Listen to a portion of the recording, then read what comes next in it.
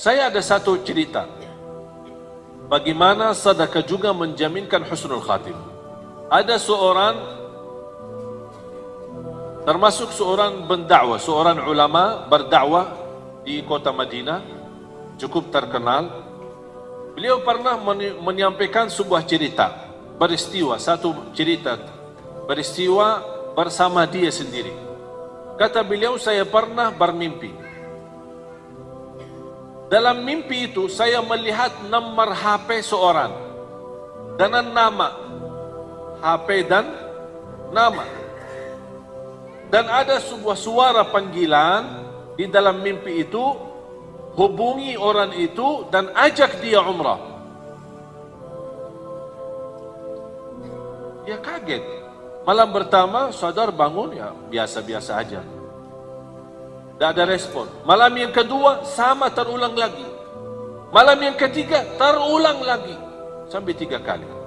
Nama jelas, nomor HP jelas, hubungi dia dan ajak dia umrah. Kata ulama itu berdakwah, akhirnya di hari yang keempat saya telepon. Sebelum saya telepon, di fikiran saya barangkali ini seorang saleh, seorang apalah punya kelebihan, tapi dalam kondisi susah atau miskin, belum mampu umrah. Jadi Allah SWT punya berbagai macam cara. Kun fayakun, Allah berikan, mengajak orang lain bisa menjadi rezeki buat kita. Itu fikirannya. Telepon, Assalamualaikum fulan, ya fulan. Betul, sesuai nama yang ada di dalam mimpi. Tolong alamatnya di mana, saya ingin bertemu. Boleh, kasih alamat, ingin ketemu. Begitu dia tok pintu, dibuka pintu sama orang biasa-biasa aja. Tidak ada istilahnya kalau di Arab, yang apa jenggotnya besar atau apa bakannya putih. Nah, biasa aja. Orang-orang istilahnya kalau kita bisa bilang orang awam lah. Bukan orang ulama, bukan orang kiai, bukan orang terlihat ada tanda-tanda kesalehannya. Dia kaget.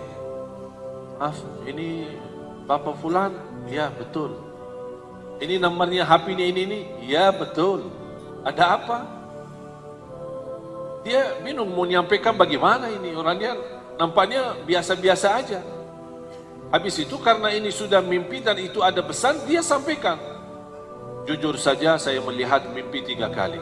Diperintahkan, diajak kamu umrah. Dan bukti ini nomor HP dan ini nama. Kata beliau sebentar. Masuk ke dalam, balik lagi. Boleh ajak saya umrah, tapi ada satu syarat. Dia tinggal di Madinah. Satu syarat. Hari ini berangkat dan pulang hari ini. Itu syaratnya. Dia kaget.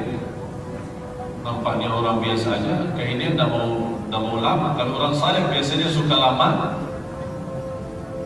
Suka lama di tanah suci, mau apain? Keburu pulang.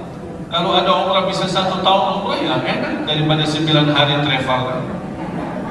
Mau nggak 1 tahun umrah? Tapi biaya sama dengan 9 hari. Tak mau bayar 1 tahun.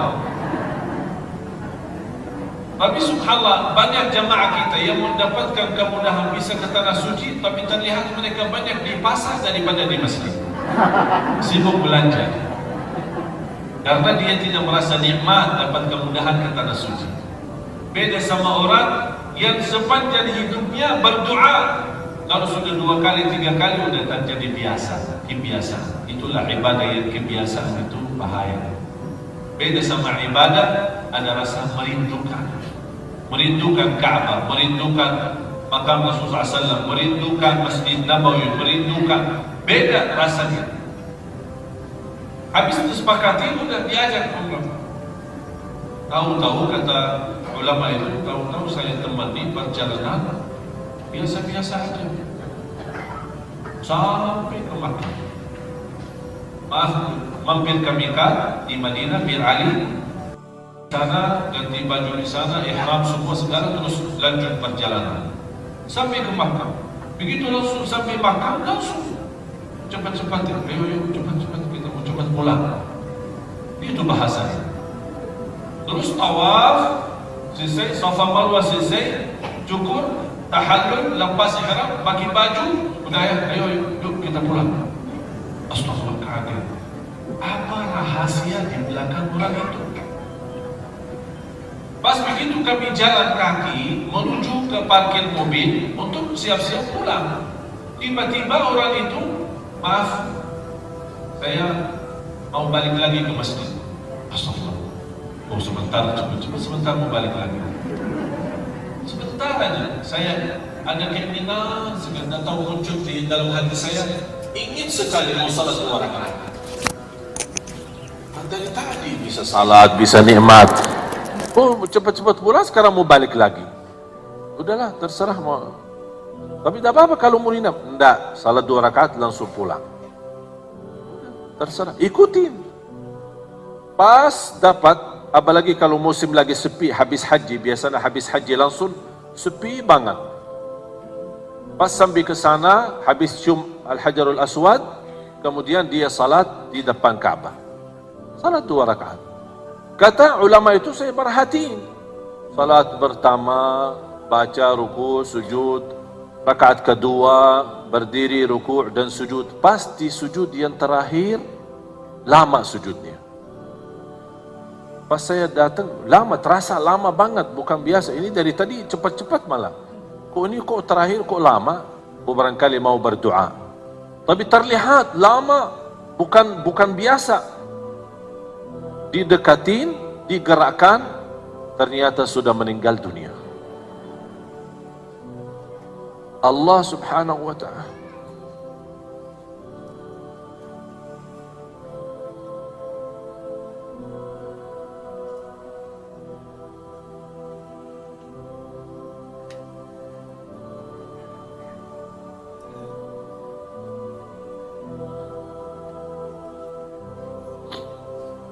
Allah subhanahu wa ta'ala mengantarkan orang melalui mimpi untuk menjemput ke husnul khatimah. Itulah cara Allah subhanahu wa ta'ala, kita tidak bisa tahu. Tidak bisa tahu. Allah maha baik, bahkan terlalu baik sama manusia. Inilah diantaranya, seorang susah payah, tidak punya kemampuan bisa berumrah, Allah hantarkan melalui mimpi, bisa diajak umrah, bahkan dihantarkan ke Makkah, ke tanah suci, supaya dapat husnul khatimah di sana. Inilah cara Allah. Kalau Allah berikan izin husnul khatimah, tidak ada yang bisa membindahkan husnul khatimah itu. Orang biasa, orang awam, bukan seorang apa kelebihannya. Habis meninggal dunia, dia kembali langsung ke Madinah, bertemu keluarganya. Apa cerita di belakang ini orang? Apa cerita? Apa rahasia?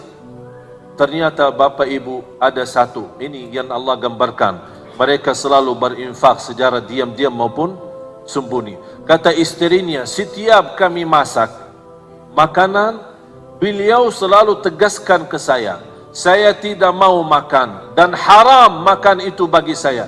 Sebelum tetangga saya, seorang ibu tua, tidak punya siapa-siapa yang layanin, sebelum si ibu tua ini makan dulu.